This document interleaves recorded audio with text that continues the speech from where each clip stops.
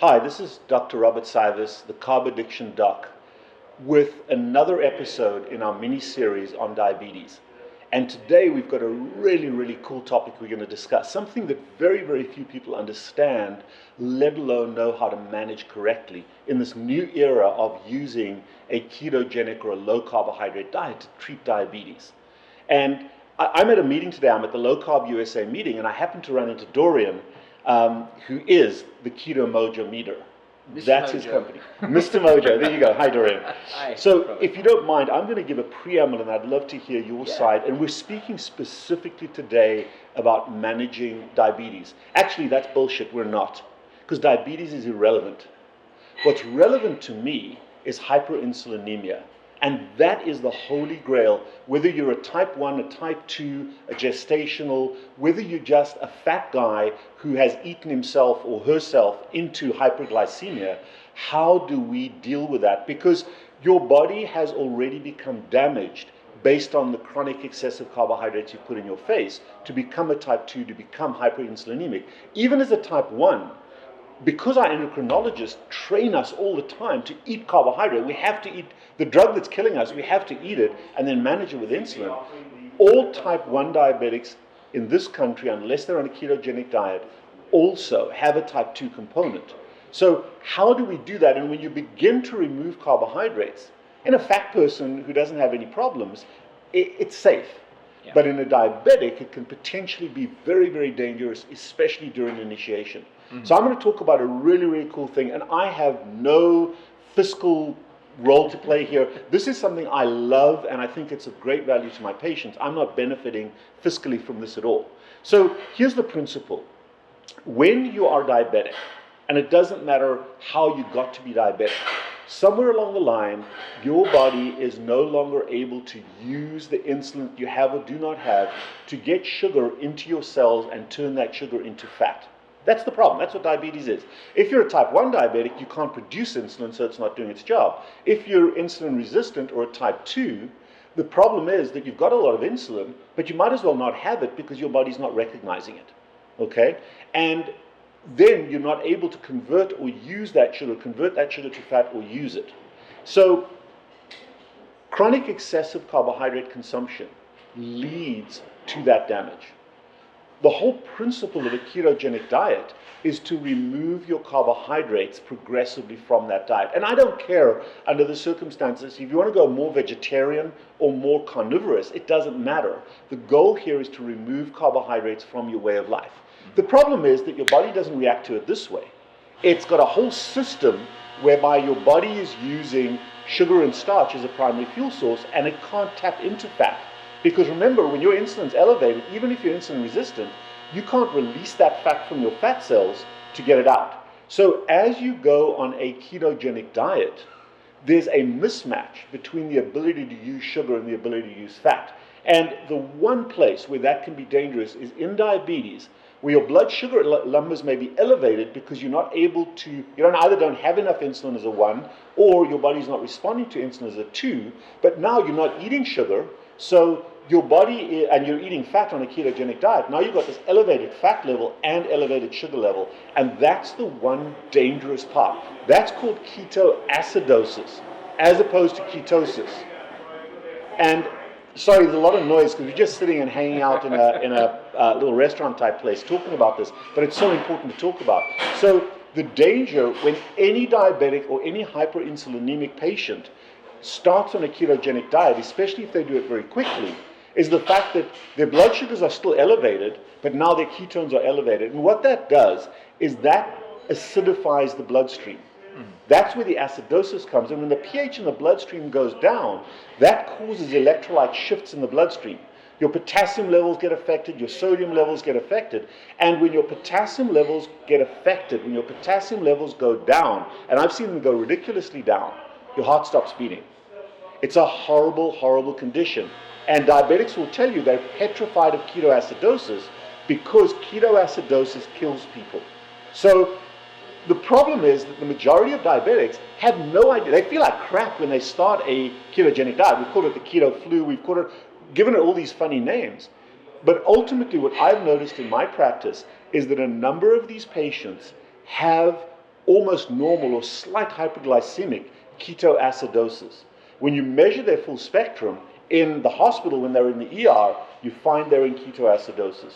So I believe it is critically important that diabetics in particular, or people with high insulin, and of course your doctor should always measure your insulin whether you're diabetic or not before you start this journey. You want to know what your insulin number is. As you start this journey, it's important that you know not only what your blood sugars are, but also what your ketones are. And what range go ahead. do you want to see on that Right. one there? What do you look for? So let's go there. Dorian, before I do that, let me talk about this. This is an incredible machine because diabetics understand they can find a glucometer, something to put a needle in their finger and instantly check your blood sugar. And you can find that at Walmart, CVS, anywhere.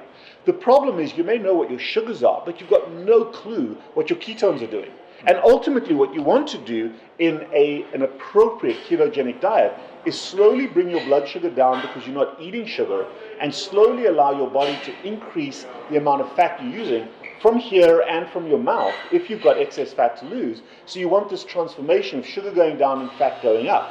And the fat in the bloodstream is called ketone bodies. Well, this incredible meter does both. It's one of the two things that does both. So it'll tell you, especially early on, what your sugars are, but right at the same time, you can measure your ketone bodies. So you really want to see this happening. And the key thing that I don't want to see is I don't want to see this happening. That's very dangerous. And you don't know unless you measure it. So for my keto range, I like to see that ketosis, which ketosis is different than ketoacidosis. Ketosis just means the slow increase of usable fat in your bloodstream, ketone bodies in your bloodstream. I want to see that slowly rise up. I don't want to see that spike, okay? And at first, when you go on a ketogenic diet, your ketones should come from the fat that you're eating. But over time, what I'm looking for you to do is to still have ketones come from your diet, but primarily come from your body, from your liver and from your fat cells. That's the ideal place where we should get our ketones from. Mm-hmm. However, the systems in the body don't suddenly change. Think about a car that drives on gasoline and you suddenly put diesel in the engine. The car's not going to drive very well. You've got to change that engine from a gasoline burning engine to a diesel burning engine. Then you can change your fuel type. It's kind of cool that the body can do that. It can retool itself. Absolutely. On the fly. But Dorian, as you know, it takes time. Oh yeah. And the problem is that a lot of dysfunction happens during that transformation. So when Dorian asked the question, what should your ketones be? There's not an absolute number. I would like to see them slowly go up. So this meter will read your ketones from anywhere from 0.1 up to 8. And then it calls it high, and I'll explain that in a second. But also, you don't want it to be at 0. So as you start a ketogenic diet, and for folks who follow my YouTube channel, Carbaddictiondoc, what you'll notice is that I don't believe you should do a ketogenic diet tomorrow. What you should be doing is slowly withdrawing carbohydrates from different categories of food. First your drinks, then your meals, then your snacks, then your fruit. And you do that sequentially so that you don't have these massive, massive changes. So as you start to reduce your carbohydrates, let's say you're no longer drinking sugary drinks. I'm drinking my black coffee over here instead of a Coke. I'd like to see my blood sugar come down. I may not yet be in ketosis, but this guy will tell me that my blood sugar is coming down. I then, as I get more down that pathway, and I'm eating more fat, especially at dinner, if I eat a ribeye tonight and I have a carnivore dinner, I do want to see my ketone bodies come up and then they'll come down. So I want to be able to see my blood sugars going down, my ketones going up. Maybe just at 0.5, because my body isn't used to that yet. And then as my insulin production starts to come down, or as I have to inject less insulin as a type 1, because my blood sugars are coming down, now I want to see my ketones go up. But you want to see your blood sugars slowly come down and your ketones start going up. And for my diabetics, I never want to see ketones above 5. Because the concern then is that you're also not using them, you're overproducing them, you're not using them.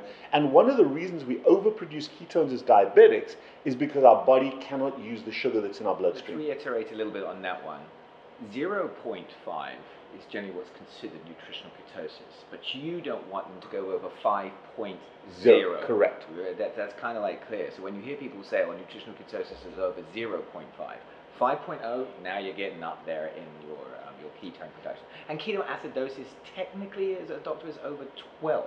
Correct. Millimoles. But that is the Yeah, on a classic lab test. definition. Yeah. But here's my concern. If your ketones are 0.5 to 1, but your blood sugar's through the roof, Yeah. they're still in a diabetic, and it's as opposed to someone that's just dealing with their obesity, they're still concerned with acidosis. And those low numbers are so important to understand. It is not one number or the other number. It's how those numbers relate to themselves. And then the other critical part, which makes diabetes such a potentially complex thing to understand, is it also depends on time of day and what you've eaten.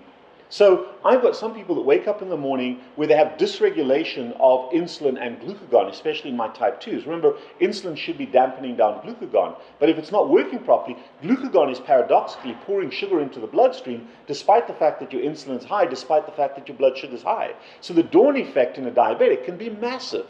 My dawn effect is anywhere from 10 to 20 points when I look at a CGM that I'm wearing, or I can test my blood sugars. But that dawn effect swing can be huge. But you have no idea what your ketones are.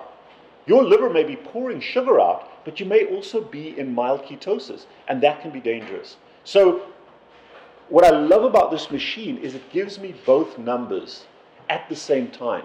And like so many different things, in healthcare, it's not about one number. Yeah. Okay, the human body works in homeostasis. And a large part of the ketogenic diet is to restore biologic and metabolic hemostasis. So if your car has a gas pedal and a brake, they're working equal and opposite. If you push down on both at the same time, your car makes a lot of noise, but it ain't going so far. And you're burning up your tires. Exactly the same with your blood sugar and your ketones. You want to know what both are, because they should be equal and opposite. But if both are up or both are down, that's problematic. And as a diabetic, you just don't know as your body self-corrects. The ultimate goal for diabetes, irrespective of you, if you're hypoglycemic, a 1 or 2 or gestational, is to have your blood sugars super low continuously, and that your blood sugar should primarily come from glucagon and cortisol. In other words, your blood sugar should be produced by your liver, and insulin's job should not be to remove sugar from your bloodstream. Insulin's job should be to regulate the under or overproduction of sugar by your liver through glucagon. That's the role of insulin. And if you're a type 1, you can get to that point. However, under those conditions, you want to make sure that your body and your liver and your fat cells are releasing enough ketones. So you want to be in ketosis. And anywhere from 0.5 to 5 is a good number to be in. You don't have to be at 5. Yeah. What do you tell people to aim for? I'm normally between 1.1 and 1.7. That's my personal range. And remember, there's a lot of bio-individuality in it. There are some people who are really, really efficient at creating ketones and really, really efficient at using them. And so they might always have low ketones, 0.4, 0.5, 0.6s. And that's absolutely fantastic. Then there are some times, like, where people will produce a lot of ketones, especially when first starting, but their mitochondria hasn't changed to receive it. And it changes over time. And those people will potentially have the high sugar as well. Yeah. And that's my concern. Exactly. And I think that while you don't necessarily have to have a doctor to do this for you, you watch a tape like this, and that's a bit blasphemous, but most doctors don't know this stuff anyway. So it's just two ignorant people talking to each other. As a diabetic, you are most often more empowered than your doctor with your knowledge of your disease. And I think with a meter like this, you don't need, the doctor may be able to set those parameters if it's somebody who's sympathetic to what you're doing. If it's someone who's resistant, the ketogenic diet is bad for you, diabetics should eat a lot of sugar, that person is not going to give you salient advice. This meter allows you to take your healthcare into your own hands and monitor it day to day better than any doctor can monitor it. Well, thanks.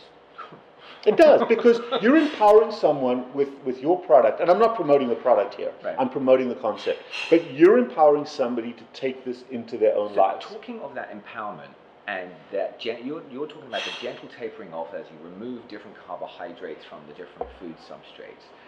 So a diabetic that's out there that's on a medication, they actually at some point here have to make a decision, or go to their doctor, but probably they can make the decision themselves. When should they adjust? And how do you guide somebody on that adjusting if they're on a medication as diabetic? Absolutely right. And I think that's, if there's value to meeting with a physician at all, it's how to use a meter like this and then how to deprescribe. And the majority of physicians believe that diabetes is forever. Obviously, type 1 diabetes is forever, but the type 2 component that all type 1s have, or the majority of carbohydrate eating type 1s have, is not forever. You can get rid of that. Doctors are incredibly uncomfortable at deprescribing. And again, the same principle applies. You can empower the individual patient who has to make a decision on a Sunday night at 2 a.m. when they test their ketones and their blood sugar, or on a Monday morning at 8 o'clock when they're going to work and they test that number. You don't have access to your doctor, what should I do? So we empower our patients with an algorithm of deprescription. In order to deprescribe, you've got to know what your drug is doing. Metformin, for example, is a drug I kind of like if you can tolerate it, because it makes your body more sensitive to insulin early on. And I use metformin for a protracted period of time to increase the rate at which diabetics get better, my twos. So that algorithm, is that available anywhere? It's not available. One of the next, it will be available right here at Carbaddictiondoc on YouTube as the next channel. Great. How to deprescribe. Because there are some medications, for example, Victoza is a medication that blocks the reuptake of sugar from your urine. So if you're taking Victoza but you're not eating carbohydrates, you're peeing out the sugar that your liver is making. That can be dangerous. I deprescribe Victoza right away when I first see my patients, if they're willing to begin the journey of a ketogenic diet. So there are drugs out there that are just, how the hell did they come up with this darn drug, okay? You can eat as much sugar as you want to and then just pee it out. It's like Coca-Cola telling us you can drink their Coke, and as long as you go for a run, you can burn off the calories. Well, there's a pile of bullshit that's made a lot of money for Coca-Cola, the do more, eat less campaign. But there are 99 medications on the ADA website, and yet they still do not advocate for low carbohydrate diets, that puts type 2 diabetes into remission and cures type 1 diabetes of their type 2 component. As I said to you a little bit ago, the only difference between a 1 and myself should be the source of their insulin. Yep. Mine comes from injections from my pancreas, theirs has to come from injections from a needle. But otherwise, it shouldn't be any different. So Dorian, we were talking about deprescribing, and here's the most important thing, is that in order to deprescribe, you have to know what your blood sugars are. You know, what's ludicrous for me in my... Is for the deprescribing, is this the fasted blood sugar in the morning? No. Is that the one that you want to look at? I want blood sugars throughout the day. Okay. So what I want my diabetics to do, the ideal, and I know this is contrary to your product, but the ideal for me, if I could wave a magic wand and have CGMs available, continuous glucose monitors available for everybody all the time. That is my ideal, because you want a continuous number.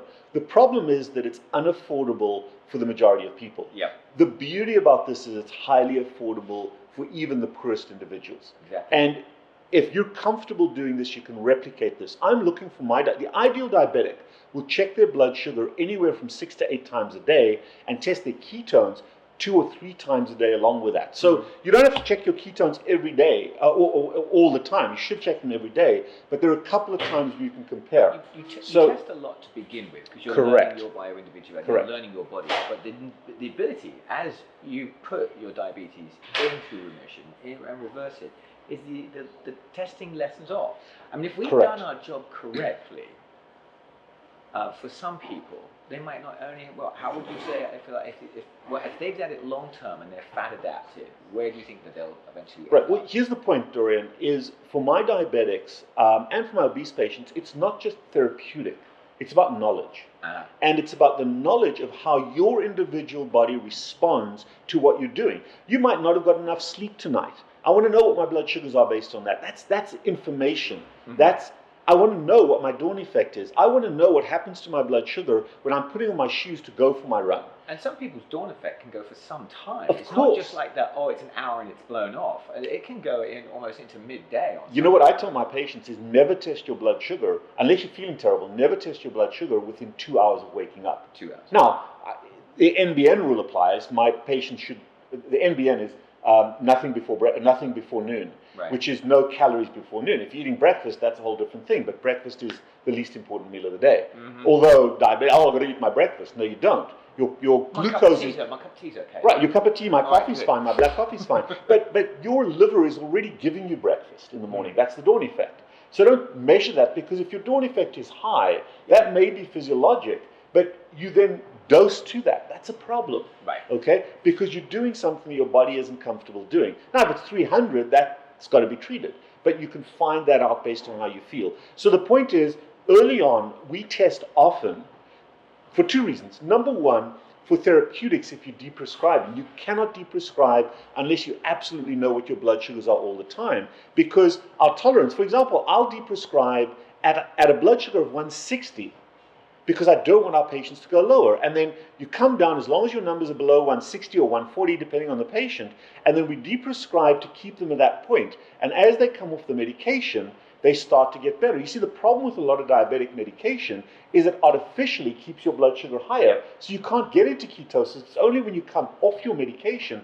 that you're really able to get into ketosis decently. So we've got to understand all those nuances, and my discussion in the office is individualized to that patient. So I want them to know what those metrics are. Of course, 160 is an awful blood sugar number. A lot of my type 2s come in with that number and they don't even know because they don't test.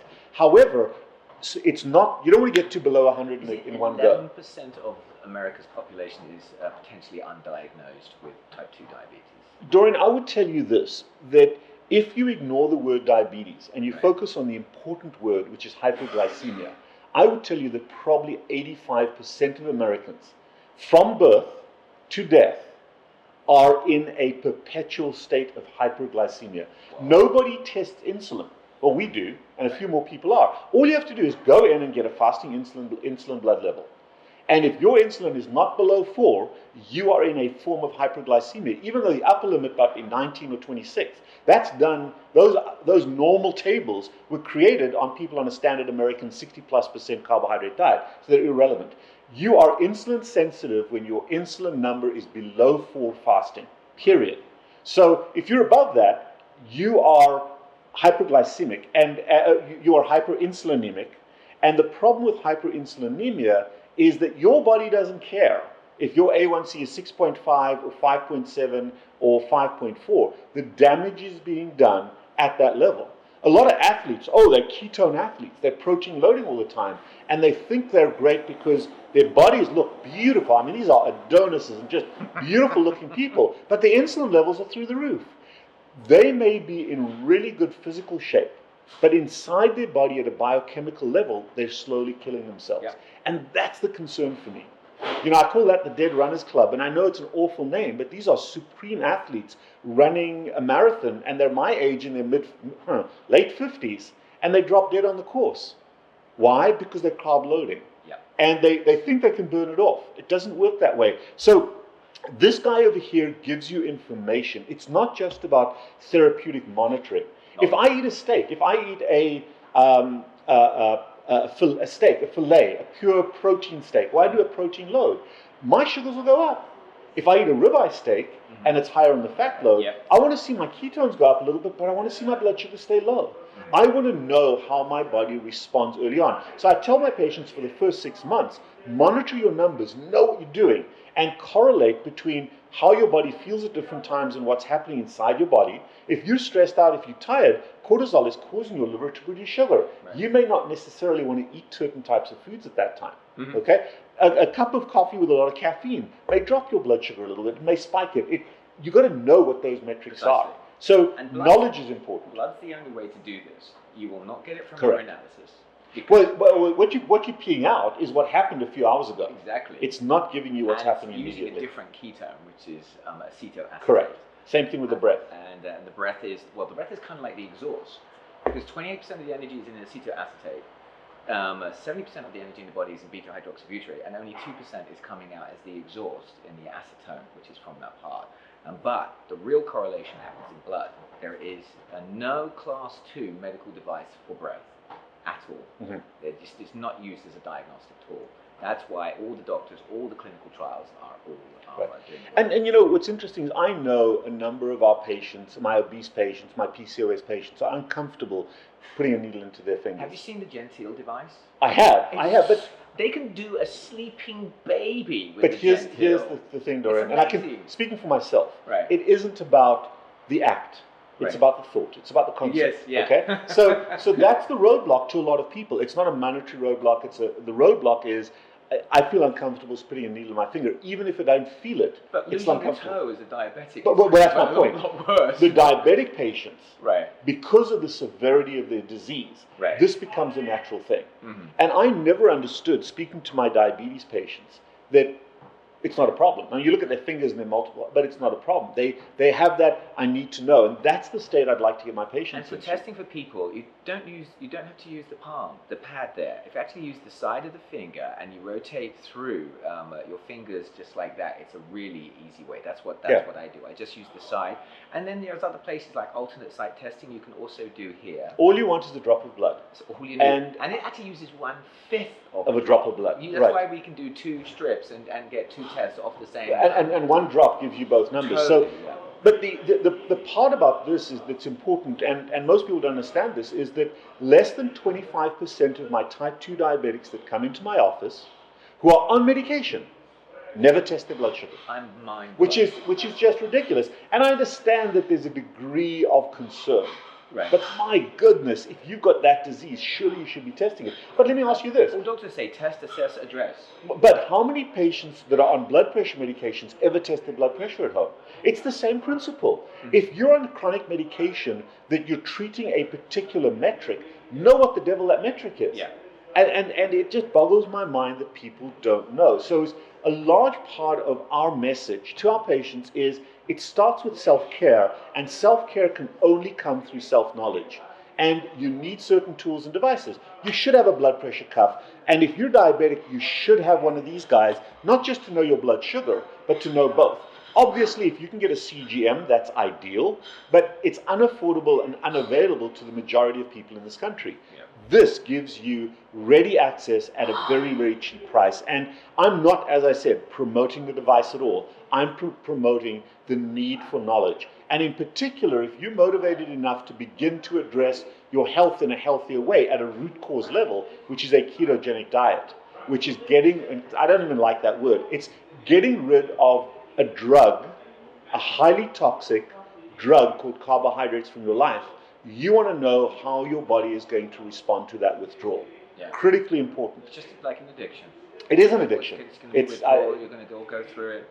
You know, for me, when I was at my heaviest weight of 210 pounds, you know, the milk chocolate hobnob was the worst thing. And it even says on the packet, 1 nibble and you're nobbled. I mean, like if a cocaine dealer said that, you would go like, well, of course. Mm-hmm. But it's exactly the same thing.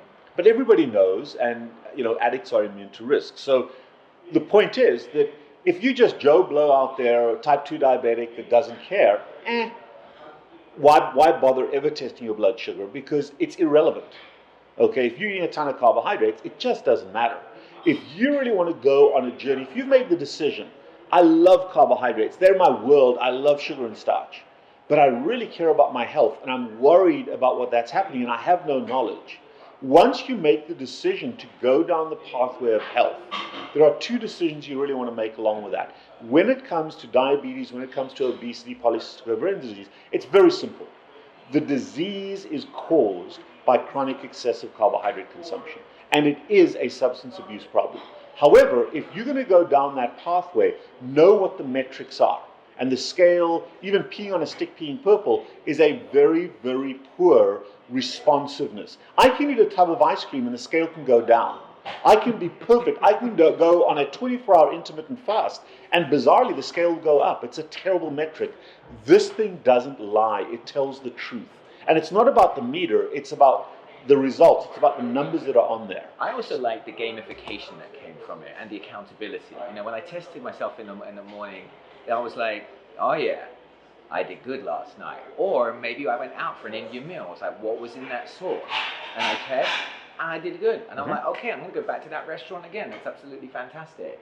Well, in my life, you're absolutely right. I'm far less likely to eat that ice cream if I know that my blood sugar is going to go high. Yeah. Now, I've got the choice not to check my blood sugar. Right. But if my philosophy is I'm going to check my sugar 4 times a day, every day, and check my ketones, you play the numbers game. Yeah. And how do you manipulate the numbers? You manipulate the numbers by being good on your diet. And once you learn and have the knowledge to go like, oh, what I ate at that Indian restaurant was absolutely fine, you don't need to test it when they go back to that Indian restaurant. Or if you know that this is what you do in your normal routine in the morning and everything is good, you don't do it. Ideally, in my world, I want people to have learned their bodies so well that they no longer need us. We're just at the training wheels in life to see what your body does. But a lot of the time, and this is where it's not about therapeutics, it's about knowledge and it's about good feelings, is we human beings are continuously chasing the release of a hormone called serotonin. It's our happy, mood-stabilizing, pleasurable hormone. And sugar gives us that. Sugar gives us that spike of instant gratification, instant pleasure, but on the back end is a lot of negativity, guilt, and harm. In a very subtle way, when I know I've done the right thing, the reward for me can just be the number. Yeah. So sometimes I can tell you that my blood sugar when I wake up is this, or my blood sugar after my run is this, because I've done those metrics. Yeah. But sometimes and I'm a human being before I'm a doctor, I just want to see that number to say, hey, good job, dude. It's reinforcement. And everybody likes a gold star every now and then. And if you don't get that gold star, don't be upset about it. Go and figure out what happened where you didn't get it. And that's what monitoring does. Yeah. And to my mind, that is so much of a better metric. And the fight that I've always had is I fight really hard to get my patients CGMs. That is the gold standard, without a shadow of a doubt. It is the gold standard. Just on the CGM, remember, there's a slight time delay on that. It's about like a 20-minute time delay because it's using the interstitial glucose that is on the skin, not the capillary glucose. Correct. But it's still, it's not one number. It's the continuum. Correct. Exactly. What I'm looking for is the lines rather than numbers. And you're absolutely right. There is a lag phase. But the CGM makes it seamless, makes it easy. And I've worn all of the 3 or 4 different types now.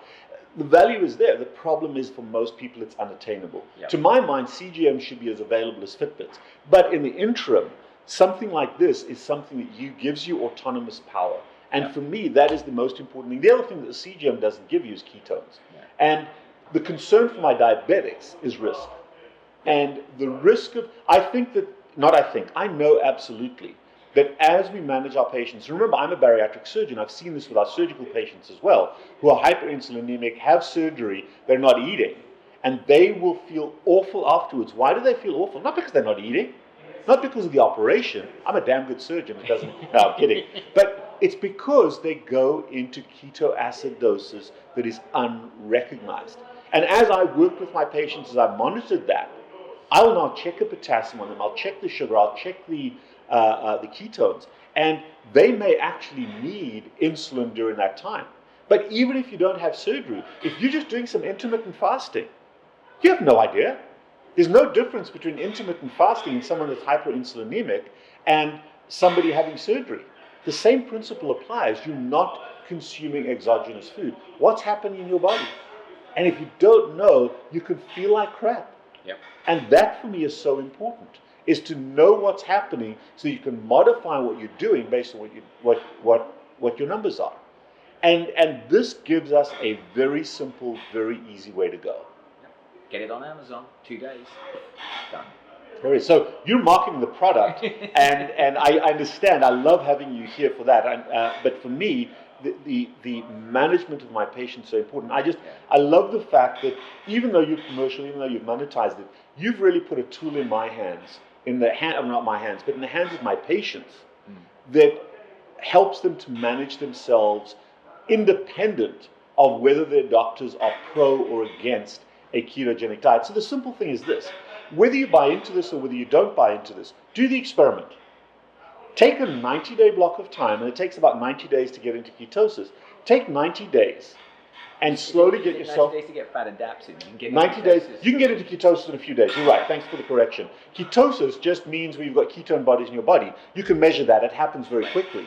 But for your body, for the machinery of your body that processes either sugar or fat, that takes longer. And that's happening on a cellular level. Correct. Your mitochondria is exactly changing, right. Correct. And Yeah. that's roughly that's the fat adaptation period. Correct. That's where an athlete can see their performance go down, and Correct. then they can see it come back up as they become fat adapted. Exactly right. That's where the engine room in your body is changing the type of engine it's using. It's ramping one up, ramping one down. Correct. And that it starts to take about 60 to 90 days. I would say for most people, you want to look at about the 90-day mark. Right. So all these studies that are looking at 4-week and 2, they're useless. And they have some use, but they really don't give us sufficient evidence. So if someone's skeptical, if someone doesn't know, if you're diabetic, if you've said you're pre-diabetic, get a monitor, get a baseline. and then do the 90-day experiment. Nothing horrible is going to happen, even if I'm completely wrong, even if I'm absolutely 100% wrong and your cardiologist is absolutely right, all you need is a statin. Or David Katz, who's this paid for and bought promoter of vegan diets and plant-based diets, is right, despite the money he's collecting from these companies. A little bit jaundiced right there. But it doesn't matter who's right or wrong. The only person that will have knowledge is yourself. Empower yourself with that knowledge. Do the experiment. Take 90 days. Progressively get yourself on a ketogenic diet. Most people can stick to it for 90 days. Monitor your numbers, and at the end of the 90 days, go back and review your results, and then decide biologically who's right. Some paid and bought for pseudoscientist or God in nature. I think I'll take God in